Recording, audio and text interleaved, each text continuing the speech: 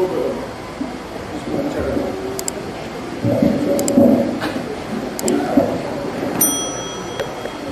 चाय भाषा से सवाल आया है कि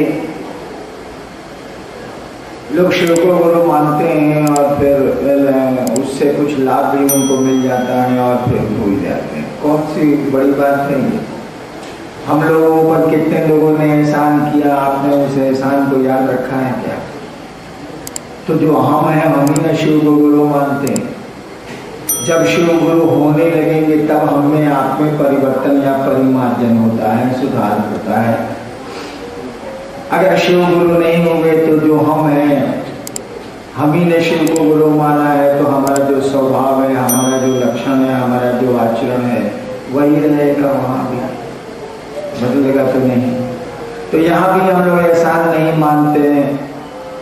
बहुत आदमी देखिएगा कि आप अस्पताल में भर्ती हैं और बड़ी सेवा करता है, आपको जान बचा देता है वो आदमी सेवा करके, और 5 साल के बाद वो आदमी आपको याद भी नहीं रहता, बल्कि हो सकता है वो आपका दुश्मन भी हो जाए। तो हम लोग का तो ये स्वभाव है कि हम लोग एहसान नहीं मानते हैं, भूल जाते हैं। तो शिव गुरु को भी हम ही शिव अपना गुरु मानते हैं, शिव को भी हम ही लोग अपना गुरु मानते हैं, अपने स्वभाव और अपनी स्थिति में मानते हैं। इसीलिए अपना स्वभाव और अपनी स्थिति प्रकट करते हैं, वहां भी वैसा ही करते हैं। बहन आरती गुप्ता,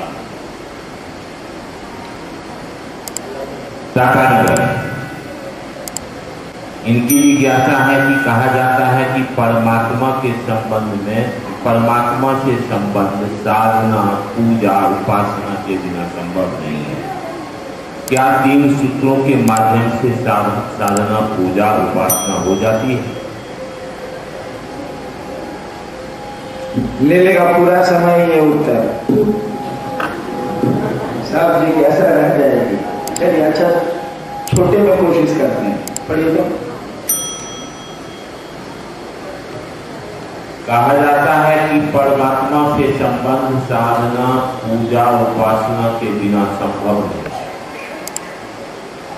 क्या 3 सूत्रों के माध्यम से साधना, पूजा, उपासना हो जाती है? अब समय पूरा जाएगा तो हम नहीं जानते हैं, लेकिन तो ध्यान से सुनो। सवाल है कि साधना, उपासना, पूजा, 3 शब्द का प्रयोग प्रश्नकर्ता ने किया।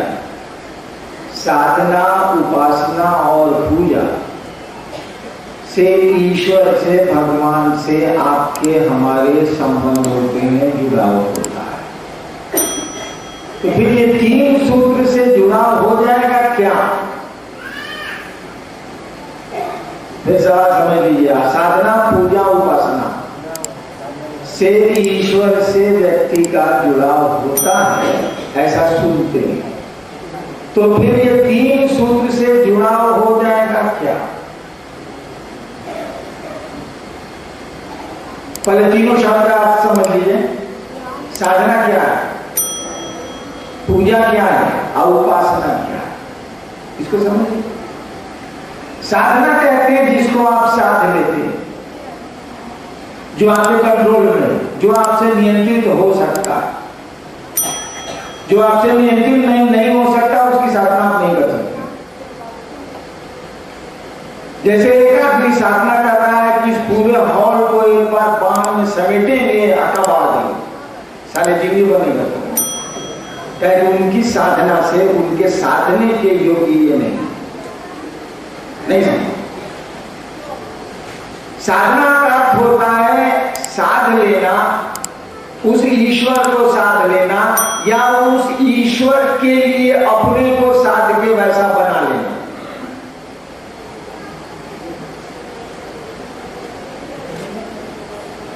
तो साधना की जाती है या साधना लोग करते हैं, वो अपने सामर्थ्य, अपनी ताकत के भीतर की चीजों को पाने की कोशिश करते हैं, और इसी को कहा जाता है कि आप साधने की कोशिश करते हैं। अपने शरीर और मन को भी साधने का प्रयास होता है, लेकिन यह साधना ईश्वर से आपको नहीं जोड़ती है। आपके मन को नियंत्रित किया जा सकता है साधना से, लेकिन वह कठिन है, वह योग की प्रक्रिया है। आज योग की प्रक्रिया हमारे आपके लायक नहीं रह गई। कैसे नहीं रह गई है, इसकी व्याख्या छोड़ दी। साधना का सीधा अर्थ है जिसको साध लिया जाए। बूंद समुद्र को साध नहीं सकती है, बल्कि बूंद समुद्र में समाहित होकर समुद्र हो सकती है, लेकिन बूंद चाहे कि समुद्र को साध ले, संभव है। वो समुद्र हो सकती है, समाहित हो जाए समुद्र में। अगर गिलास में पानी रखे हुए हैं आप समुद्र में, तब तक वो गिलास का पानी है। गिलास का पानी उड़े दीजिए या मिट्टी के घड़े का पानी, घड़ा को फोड़ दीजिए समुद्र के बीच में, अब वो घड़े का पानी नहीं होगा, अब वो समुद्र का पानी होगा। तो बूंद समुद्र को साध नहीं सकती है, बूंद समुद्र हो सकती है अगर अपने को समाहित कर ले, समुद्र में अपने को मिला। पूजा, पूजा है, पूजा प्रेम के अलावा कुछ भी नहीं। पूजा प्रेम के अलावा कुछ भी नहीं है, इसी का नाम है भक्ति। जैसे आदमी से आदमी को प्रेम होता है तो उसको आप प्रेम कहते हैं, प्यार कहते हैं। बड़ों से होता है तो आप श्रद्धा कहते हैं, छोटों से प्रेम होता है तो आप स्नेह कहते हैं, और खुदा और भगवान से होता है तो आप इसको भक्ति कहते हैं। तीनों का मटेरियल तत्व एक ही है, इसी को तंत्र भी कहते हैं, सही अर्थों में तंत्र भी। पूजा प्यार के अलावा कुछ भी नहीं, और प्यार में औपचारिकताएं नहीं होती हैं, हम आप जानते हैं। इसको समझाने के लिए इसीलिए कि कपड़े से प्रेम नहीं होता है, प्रेम में कपड़ा माध्यम नहीं हो सकता है, रुपया माध्यम नहीं हो सकता है, गहने माध्यम नहीं हो सकते हैं। औपचारिकताओं में सिमट के प्रेम मर जाता है। प्रेम औपचारिकताओं को, बाह्य चीजों को अपने में आने नहीं देता। फिल्म का गीत सुने हैं आप लोग, भजन तो अब नहीं सुनता है आदमी, या बुढ़ पुरनिया सब सुनता है, वो तो और सारा खत्म है। नया नया आदमी सब फिल्म का गीत सुनता है। कभी सुना है फूल भी हो दरमिया तो फासले हुए? सुना? फूल भी हो दरमिया तो फासले हुए। देखिए प्रेम में क्या हो रहा, फूल भी हो दरमिया तो फासले हुए। मैंने दो के बीच में फूल की पंखुड़ी भी आ गई तो दूरी हो गई। कबीर भी यही कहते हैं, प्रेम गले की साखी चाहे तो न समाए। अब फिल्म के गीत भी हैं, फिल्म का गीत तो ज्यादा मजेदार है, ज्यादा सुंदर उदाहरण कबीर से देगा। फूल भी हो दरमिया तो फासले। पूजा प्रेम के अलावा कुछ भी नहीं।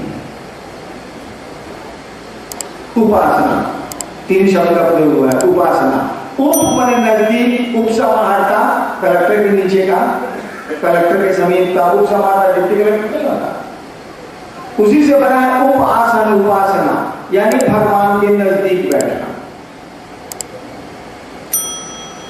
भगवान के नजदीक बैठना उपासना, इसी से उपनिषद भी बना। ठीक कहा जा रहा है कि पूजा से परमात्मा लभ्य है, उपासना से परमात्मा लभ्य है, साधना से परमात्मा लभ्य नहीं माना जाता।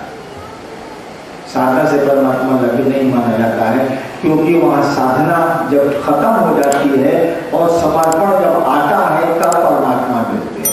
जब कोशिश खत्म हो जाती है, नाकाम हो जाती है, तब आदमी हारता है और तब खुदा मिलता है। कहानी है ना कि रावण ने घनघोर तपस्या की, शिव ने किया, महादेव ने किया।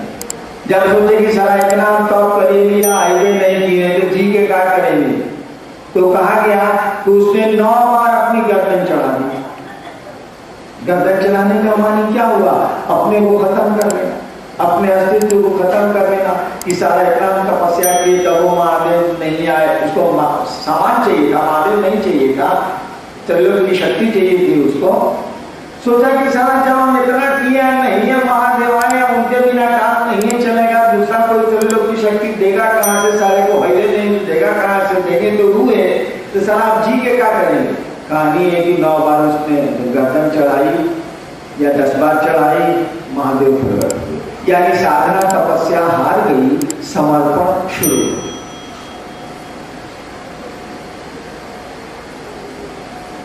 उपासना से तो परमात्मा लभ्य है, पूजा से भी परमात्मा लभ्य है।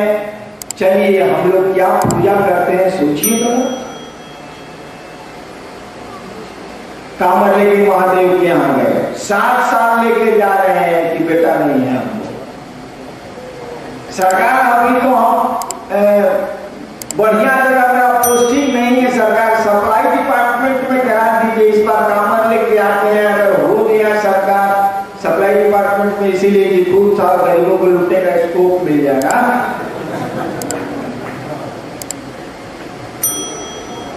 ये शिव से प्रेम है कि सामान से प्रेम है।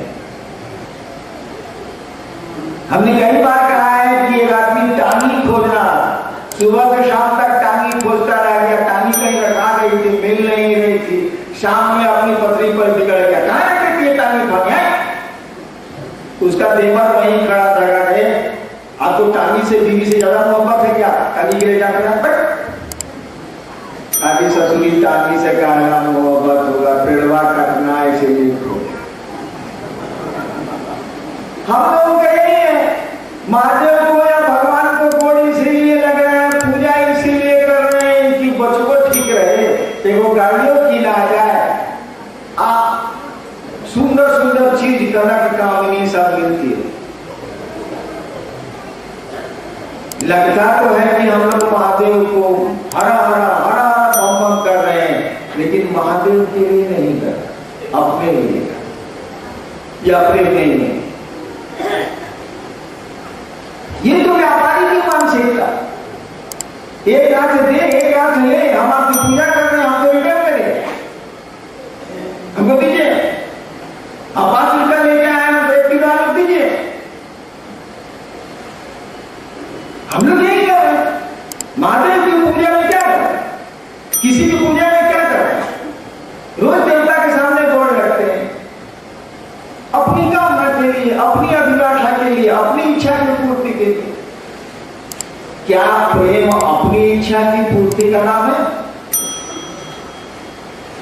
तेरे दुख अब मेरे, मेरे सुख अब तेरे, नहीं। यानी तुमको कोई, तुम जाओ मैं सो जाऊं, मेरी विद्या तुझको मिल जाए, फिल्म का करो बोला गया आप लोग।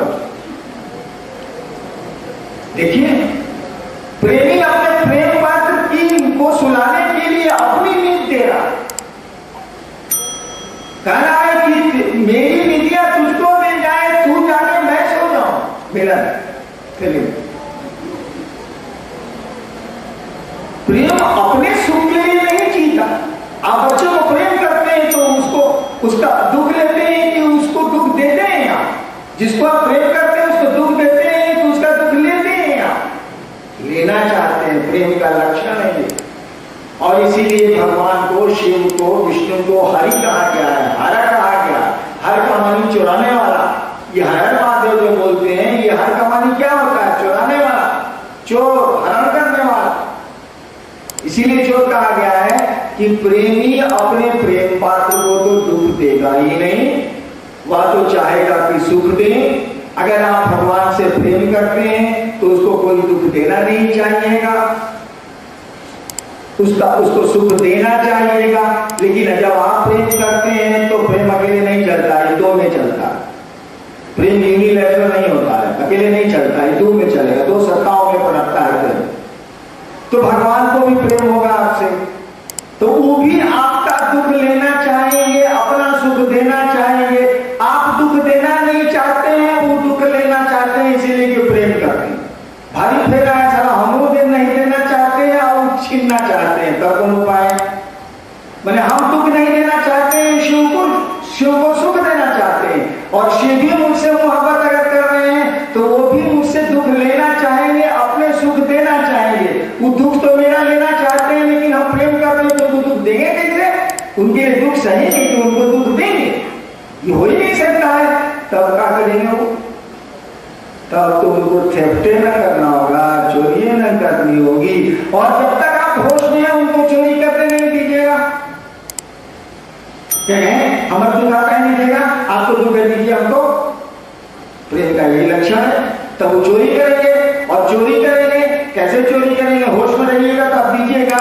चैतन्य महाप्रभु ने कहा कीर्तनिया है, भगवान कब चोर होते हैं? कीर्तनिया हरि, भगवान कब चोर होते हैं? जब आप कीर्तन में मगन हो गए, चर्चा में, जिक्र में।